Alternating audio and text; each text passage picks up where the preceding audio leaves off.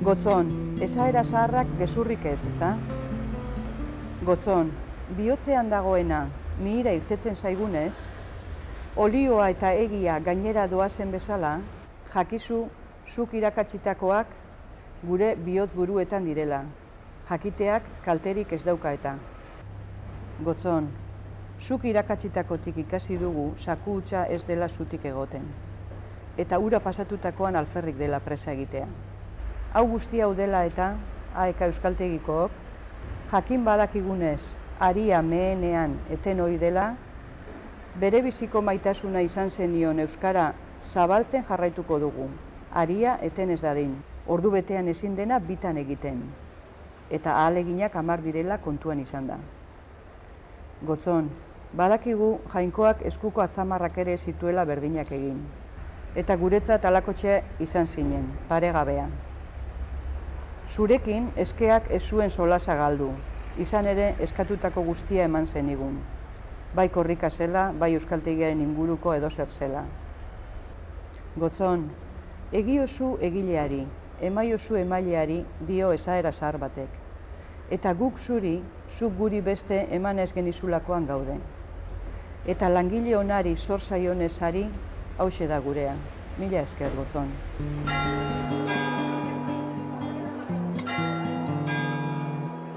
Kaixo Gotzon, eguerdi honetan hemen San Bartolome eliza aurrean gaude. Ni Azpeitiarra naiz, eta badakizu Azpeitian egon zinela zure bizitzako epe edo une garrantzitsu batean. Han, jesuiten nobizea edo egintzen nuen, eta baita juniora hoare, eta hango gazteekin, hango basarretarrakin hartu emanean jarri zinen. Da hor, joan zinen jasotzen, hango esaerak, hango hizkuntza moldeak, eta hango herri bizitza. Bestaletikan, Jesusen lagundikoa zera, eta Jesus horrek bere herrian bazuen beste altxor bat ere, kultura nahiko landua, batez ere herri hizkuntzan eta herri moldetan. Biblian bertan agertzen dana esaera zaharrak, eta nik uste ere, murgildu zara dazu eta handik jaso dezula. Azkenik zuk, guztioi eskaini diguzu, halako altxor eder bat, herri hizkuntza, herri hizkera eta herri bizitzarena, eta nik eskertzen dizut hori egina, gogoan zaitu Gotzon, eta eskerrik asko.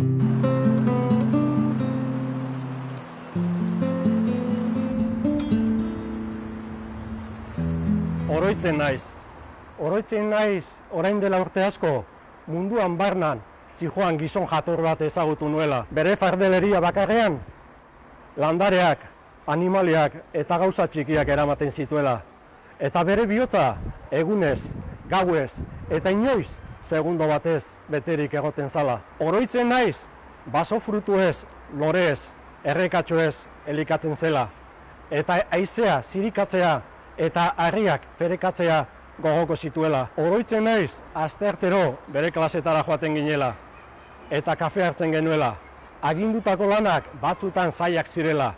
Eta zuzendutako azterketaren horri oinetan, hain maite zuen herriaren gainean aipuren bat edo beste idazten zituela. Oroitzen naiz, ikasleok oso estima handia geniola. Eta gitarra eskuan, eta euskara beti ahoan, hizkuntza asko zekizkien gizon jakintzua zela. Oroitzen naiz, oso ondo gainera Gotzon.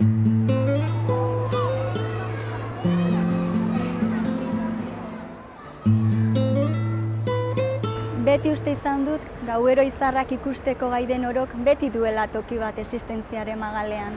Eta zuretzat Gotzon, gaueko gandua, etzen oztopo.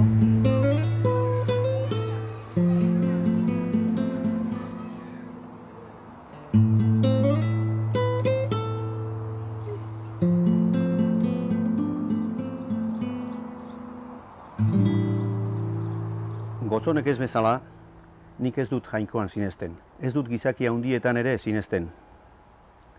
Sinesmen gutxikoa naiz, baina idea batzuk erakargarriagoak egiten zaizkit beste batzuk baino. Nik noizbehinka ideietan sinesten dut. Gotzon Garate hala ere gizaki galanta izan da. Benetan jakintzua. Eta batzuetan boterean daudenentzat gogaikarria. Eta horrek ere nire ustetan erakargarriagoa egiten du. Marxismoa sakonki aztertu zuen, naiz eta sinestuna izan, harrigarria eta aldi berean estimagarria. Literatura beltza landu zuen, euskal idazleek oraindik euren dorre urrutietatik ezin jaitxirik zebiltzan bitartean. Mila gaiez irakurri, hitz egin, idatzi eta gainera hizkuntzak ikasi zituen. Hizkuntza bakoitzak daukan mundu ikuskera bereziaz jabetuz. Horregatik zeukan euskararekiko hain ardura handia, hain beldurra handia eta euskararen iraupena ziurtatzeko hain gogo handia.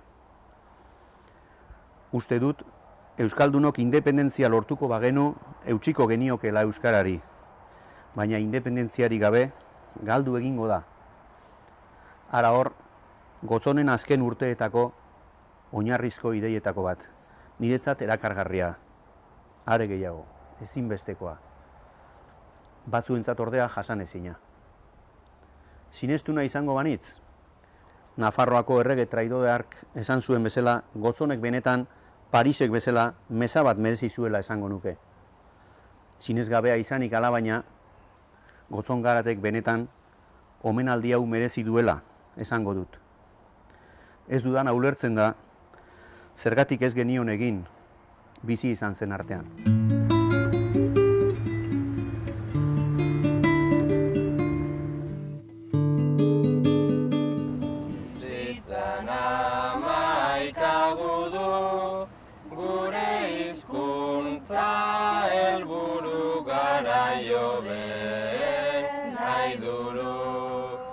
Euskararentzat bide berriak zabaldu nahian zeu buru, orain guk zeure liburu, denen hildotik seguru bidean segiko dugu. Manhattaneko zarata, baserriko txori kantata, alere zerbait falta. Beste herririk ez eizenuen, Elgoibarra dina maita, gure herritarra parta, beti izango zarata horeta txalo zarta.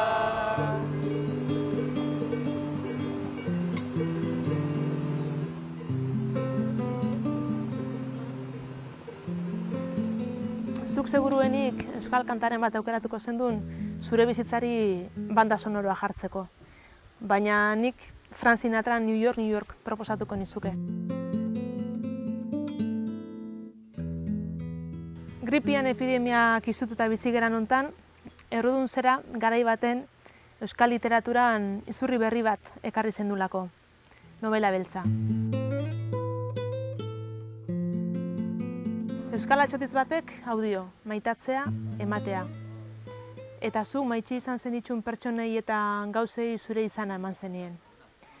Dudarik ez izan, eskuleuna zigatzi zenitxun liburuak irakurtzera animoko ditutela nere bi alabak. Musu bat, Gotzon.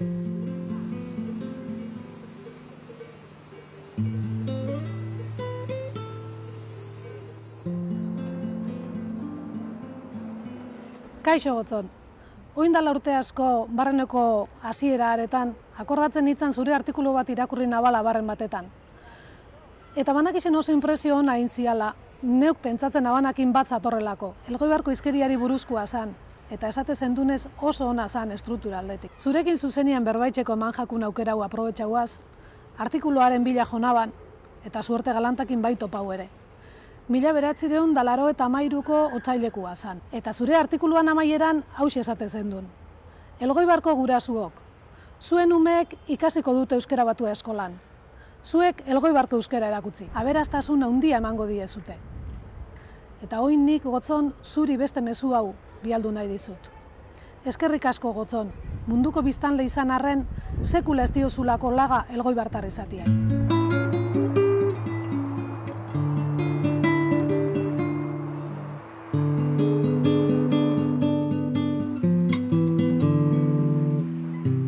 Akordatzen zara, Gotzon, nola oinda lau bat urte, Angel Mari zure hiloba eta bisok, nola junginan Bilbora zu bizitatzera.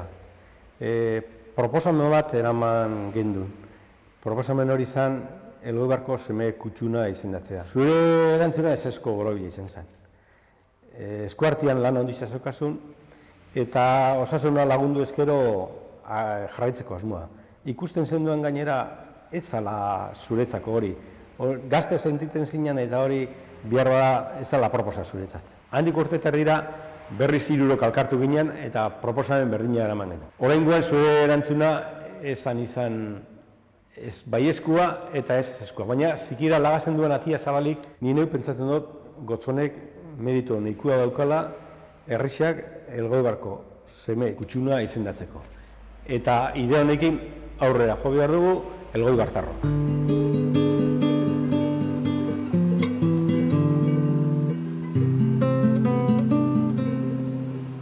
Gotzon, ondo goguan daukat azkenengoz kafea txokian bazkaldu genduenean esan zen idana, eta zera da. Euskal Herriak eta euskerak ez ezik, Nueva Yorken ere behar zintuztela.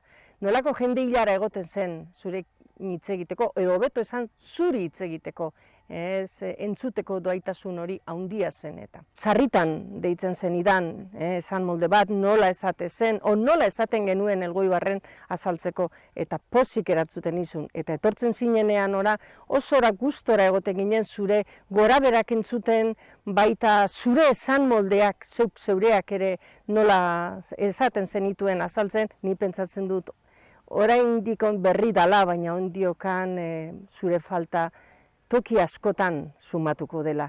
Beraz, bertso zaharrak dioten bezala, egun handira arte agurtu baino zaigu gelditzen.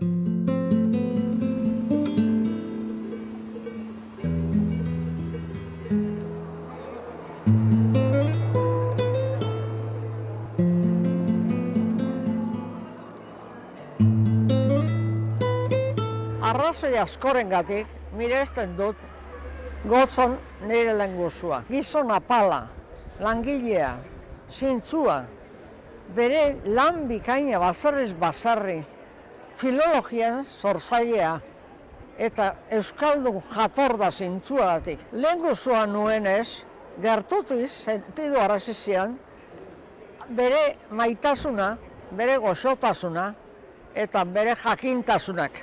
Eta eskartzen diot, bene-benetan, horrelako gizon zintzoa izan zelako. Eskerrik asko Gotzon, beti iraute. Hala, amaitxu.